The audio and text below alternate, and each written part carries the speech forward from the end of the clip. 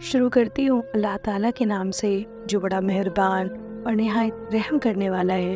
سامعین حضرات، اب پیش خدمت ہے در یتیم کا وہ باب جس کا عنوان ہے حج کے لیے۔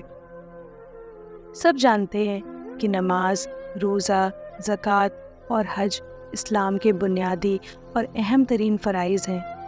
ان میں سے کسی ایک کے انکار سے بھی آدمی دائرۂ اسلام سے خارج ہو جاتا ہے اور ان کا تارک اللہ کا بہت بڑا نافرمان ہے، اور فرائض کے مسلسل ترک کرنے سے ایمان بس کچھ یوں ہی سا باقی رہ جاتا ہے۔ جس شخص کے دل میں خدا کا خوف، رسول کی محبت اور دین سے لگاؤ ہوگا، وہ ان بنیادی فرائض سے آراز برت ہی نہیں سکتا۔ بھول چوک کی اور بات ہے۔ حج کا زمانہ قریب آیا تو حضور نبی کریم صلی اللہ علیہ وسلم نے بھی 1400 صحابہ کے ساتھ فریضہ حج ادا کرنے کی نیت سے مکہ مکرمہ کی جانب کوچ فرمایا۔ کفار قریش کی کینہ سازیاں اور مسلمان دشمنی پیش نظر تھی کہ یہ بدنصیب ہر آن خدا پرستوں کے ٹکراؤ کے لیے بہانے ڈھونڈتے رہتے ہیں۔ جس کے دل میں کھوٹ ہوتی ہے وہ دوسروں کو بھی اپنے ہی جیسا سمجھتا ہے۔ اس خیال سے قربانی کے اونٹ مسلمانوں نے اپنے ساتھ لے لیے اور حج کا لباس احرام بھی پہن لیا تاکہ قریش کو کہیں یہ دھوکہ نہ ہو جائے کہ پیغمبر اسلام حملہ کرنے کے لیے مکہ میں آ رہے ہیں۔ حکم دیا گیا کہ جو مسلمان حج کرنے کے لیے چل رہے ہیں وہ اپنے ساتھ بس تلوار تو رکھ سکتے ہیں، مگر کوئی اور ہتھیار نہیں لے جا سکتے، اور تلواریں بھی کھلی ہوئی نہ رہیں، ان کو نیام میں رہنا چاہیے۔ یہ حجاج کا قافلہ تھا۔ محمد رسول اللہ اس کے امیر اور سالار تھے۔ مقصد صرف فریضہ حج کی ادائیگی تھی۔ قربانی کے اونٹوں کی قطاریں، جسموں پر جامع احرام اور لبوں پر لبیک اللہم لبیک کے دلنواز زمزمے۔ بس تلواریں ضرور ہمراہ تھیں، اور اس زمانے میں پانی کے برتنوں، کھجور اور ستو کے تھیلوں اور سائے کے لیے چادروں اور خیموں کی طرح تلوار کا رکھنا بھی ضروری تھا۔ کوئی عرب کسی عزیز و اقارب کی موت کا پرسہ دینے کے لیے بھی کہیں جاتا تو تلوار ضرور ساتھ ہوتی۔ مدینہ سے چند منزلوں کے بعد ذوالحلیفہ نامی ایک مقام آیا جہاں اس مبارک قافلے نے پڑاؤ ڈال دیا۔ حج کے ابتدائی مناسک کا یہاں سے آغاز ہو گیا۔ مکہ سے ہجرت کے بعد حضور نبی کریم صلی اللہ علیہ وسلم کا یہ پہلا حج تھا۔ احتیاط کے مد نظر قافلہ حجاج میں سے ایک آدمی کو آگے روانہ کر دیا گیا کہ قریش کے حالات اور دل کا اتا پتہ لگائے۔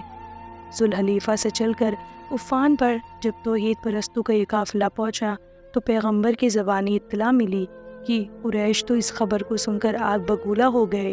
ان کے نوجوان کہنے لگے کہ محمد اور اس کے ساتھیوں کی ابھی جرت ہو گئی کہ وہ مکہ میں حج کرنے کے لیے مدینہ سے چل پڑے۔ کیا وہ چاہتے ہیں کہ ہمارے بھائی بندوں کو اسلام کی رغبت دلا کر پھر ہم سے اور ہمارے آبائی دین سے منحرف کر دیں؟ ہم یہ فرض بھی کر لیں کہ ابن عبداللہ اور اس کے ساتھی حج کر کے خاموشی کے ساتھ یہاں سے چلے جائیں گے اور ان کی ایک تلوار بھی یہاں نیام سے باہر نہ آئے گی، مگر صاحب ان کا یہ خاموش آنا کیا کم قیامتیں ڈھائے گا؟ مکہ کے قیام کے زمانے میں محمد کو نماز پڑھتے دیکھ کر اچھے خاصے ہوش مند لوگ مسلمان ہو گئے۔ ان لوگوں کی تو خاموشی بھی بولتی ہوئی تبلیغ ہے۔ ہم مدینہ کے اس قافلے کا یہاں آنا کسی طرح گوارا نہیں کر سکتے، چاہے عرض حرم کو خون سے رنگین ہی کیوں نہ ہونا پڑے۔ گھر پر تو ذرا سی چیوٹی بھی شیر ہوتی ہے، اور ہم کو صنادید قریش کی اولاد ہیں، بھلا اپنے گھر پر اس ذلت کو قبول کر لیں؟ یہ تو ایک طرح کی ہماری شکست ہوئی۔ مدینہ پہنچ کر بھی محمد اور ان کے ساتھی مکے کا خیال نہیں چھوڑتے۔ جو تلواریں بدر اور احد میں چمک چکی ہیں، کیا مکہ میں نیاموں میں ہی لپٹی رہیں گی؟ کفار قریش جو مدینہ پر چڑھ گئے تھے، مکہ سے چند منزل دور مسلمانوں کے آ جانے کی اطلاع پا کر بھلا کس طرح خاموش بیٹھے رہتے؟ ان میں انتقام و دعوت کی ایک لہر دوڑ گئی۔ تیاریاں شروع ہوئیں۔ عکاظ اور منی کے میلوں میں جانے کے لیے نہیں، حضرت محمد رسول اللہ اور آپ کی سرفروش صحابہ سے جنگ کرنے کی غرض تھے۔ خالد بن ولید کی قسمت کا ستارہ ابھی تک کفر کی ظلمت میں چھپا تھا۔ ان کی سرگردگی میں 200 بہادر اور آزمودہ کار قریش اسفان کی طرف چل پڑے۔ یہ مقدمۃ الجیش تھا، جہاں فوج تو پیچھے آ رہی تھی، کفار قریش کے تیوروں سے عتاب و خفگی کے شرارے نکل رہے تھے، مگر قدرت مسکرا رہی تھی کہ نادانو، تمہارا کمانڈر خالد، جس کی تلوار آج کفر کی حمایت میں بے نیام ہے، ایک دن ایسا آئے گا کہ یہی تلوار اسلام کی حمایت کا حق ادا کرے گی۔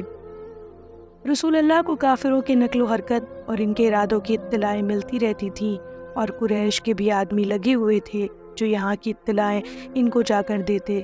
قریش نے عروہ بن مسعود ثقفی کو رسول اللہ کی خدمت میں بات چیت کرنے کے لیے بھیجا۔ عروہ نے صلح کے مسئلے پر حضور سے گفت و شنید کی اور یہاں سے واپس ہو کر کفار قریش سے بولا کہ بھائیو، امیروں اور رئیسوں کا تو ذکر ہی کیا ہے، میں نے نجاشی کی بزم شاہانہ اور قیصر و کسریٰ کے دربار خسروی کا طمطراق بھی دیکھا ہے، مگر محمد ابن عبداللہ کے ساتھی ان سے جس درجہ عقیدت اور وابستگی رکھتے ہیں اور جو جاؤ وقار میں نے وہاں دیکھا وہ کہیں نظر نہیں آیا۔ عروہ سے گفت و شنود تو ہوئی، مگر کوئی بات پورے طور پر طے نہ ہو سکی، اس لیے حضور نے حراش بن امیہ کو قریش سے اس مسئلے پر بات چیت کرنے کے لیے روانہ فرمایا، مگر قریش بدعہد اور کم ظرف نکلے اور معاہدہ شکن بھی۔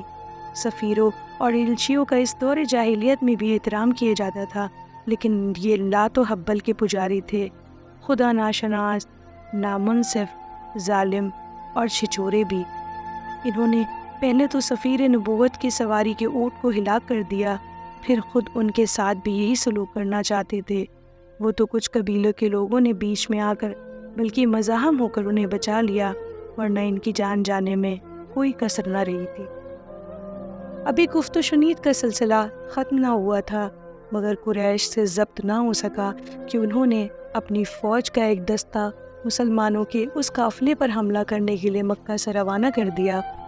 مسلمان بھی غافل نہ تھے، وہ جانتے تھے کہ قریش چھیڑ چھاڑ سے باز آنے والے نہیں، وہ کسی نہ کسی عنوان سے اقدام ضرور کریں گے۔ مسلمان سپاہیوں نے حملہ آور قریش کو چھاپا مارنے اور قتل و غارت گری کرنے کا موقع ہی نہ دیا۔ کفار قریش مزاحمت کے لیے تل گئے تھے، مگر انہوں نے دیکھا کہ مسلمان تلوار کا جواب تلوار سے دیں گے، برابر کی ٹکر ہوگی، حالات نازک ہیں، زیادہ شیخی اور اکڑ دکھائی تو جان سے ہاتھ دھونے پڑیں گے۔ نجات اسی میں ہے کہ خاموشی کے ساتھ اپنے کو ان کے حوالے کر دو۔ سانپ ہر جگہ ٹیڑھا چلتا ہے، مگر پانی میں اسے سیدھا چلنا پڑتا ہے۔ ہر جگہ سختی اچھی نہیں، مصلحت دیکھ کر کہیں کہیں آدمی کو نرم بھی بننا پڑتا ہے۔ قریش کے اس دستے کو گرفتار کر کے صحابہ رسول اللہ کی خدمت میں لائے۔ کفار سمجھ رہے تھے کہ آج جان کی خیر نہیں، یہی جنگ میں ان کی گردنیں اڑا دی جائیں گی۔ حملہ آور دشمنوں کے ساتھ ایسا ہی سلوک کیا جاتا ہے، مگر رحمت عالم نے ان کو معاف کر دیا، بلکہ رہا فرما دیا۔ رسول اللہ اور آپ کے صحابہ تو حج کی نیت سے آئے تھے، چھیڑ چھاڑ، لڑائی اور کسی قسم کا ٹکراؤ ان کا مقصد ہی نہ تھا۔ وہ صلح اور امن چاہتے تھے، اور اسی کے لیے آپ نے حضرت عثمان بن عفان رضی اللہ تعالیٰ عنہ کو قریش سے صلح کی بات چیت کرنے کے لیے مکہ روانہ کیا۔ سعید کے بیٹے ابان مکہ میں تھے، حضرت عثمان کی ان سے قرابت تھی۔ سعید بن ابان کی حمایت میں حضرت عثمان مکہ پہنچے اور کفار قریش کو رسول اللہ کا پیغام پہنچایا۔ جب ایک پیغام صنادید قریش تک اسلام کے سفیر اور ایلچی نے پہنچایا تھا تو اس کا جواب دینا ضروری تھا، اس پر گفتگو کرنی تھی تاکہ مسئلہ واضح ہو جاتا، مگر انہوں نے ایسا کرنے کے بجائے حضرت عثمان کو نظر بند کر دیا۔ یہ دنیا بھی عجیب ہے کہ یہاں کہیں واقعہ ہوتا ہے کچھ، اور بہت سے واسطوں سے دوسری جگہ پہنچتے اس کی نوعیت کچھ ہو جاتی ہے۔ لوگ ذیب داستان کے لیے بھی اپنی طرف سے اضافے کر دیا کرتے ہیں۔ خبروں کی اصلیت اور واقعے کی نوعیت پر اس اضافے و ترمیم نے حالات کو بڑا نازک بنا دیا ہے۔ حضرت عثمان کی نظر بندی کا واقعہ بھی اس خبر کے ساتھ مشہور ہو گیا کہ وہ قتل کر ڈالے گئے ہیں۔ حضور کو اس واقعے کی اطلاع ملی تو آپ نے زبان مبارک سے ارشاد فرمایا، عثمان کے خون کا قصاص لینا فرض ہے۔ پھر آپ نے صحابہ کو جمع کیا، آن کی آن میں پروانے شمع نبوت کے ارد گرد جمع ہو گئے۔ عثمان کی شہادت کی خبر سے حضور بہت متاثر تھے۔ حضور نے ببول کے درخت کے نیچے صحابہ اکرام سے اللہ کی راہ میں مارنے اور مر جانے کی بیعت لی۔ عجیب سما تھا، چٹیل میدان، کہیں کہیں کھجور کے سوکھے پیڑ اور ببول کے درخت دکھائی دیتے تھے۔ دور تک خوب عالم تھا اور خدا کا نبی جانثاری کے لیے صحابہ سے بیعت لے رہا تھا۔ مرد اور عورت جوش میں آ کر اقرار کر رہے تھے کہ اللہ کے راستے میں ہماری جانیں کام آ جائے تو یہ سب سے بڑی سعادت ہوگی۔ یہ اقرار زبان حال سے تھا، یعنی یہ کہ عثمان بن عفان کے خون کے ایک قطرے کا قصاص لیا جائے گا۔ کفار اس گھمنڈ میں نہ رہیں کہ ہم پرائے دیس میں ہیں، مدینہ یہاں سے دور ہے، خدا کی قسم ہم بدر و احد سے زیادہ پامردی اور بے جگری کے ساتھ لڑیں گے۔ یہ جانیں آخر ہیں کس دن کے لیے؟ خدا کی راہ میں ان کا کام آ جانا زندگی کی میراث ہے۔ تاریخ میں یہ بیت الرضوان کے نام سے مشہور ہے، مگر بعد میں جا کر اس خبر کی اصلیت کا پتہ چل گیا کہ اطلاع غلط تھی۔ حضرت عثمان شہید نہیں ہوئے، کافروں کے یہاں نظر بند ہے۔ بہت شکریہ، جلد ملتے ہیں ایک اور باب کے ساتھ، تب تک کے لیے سنتے رہیے، خوش رہیے، پیار بانٹیے۔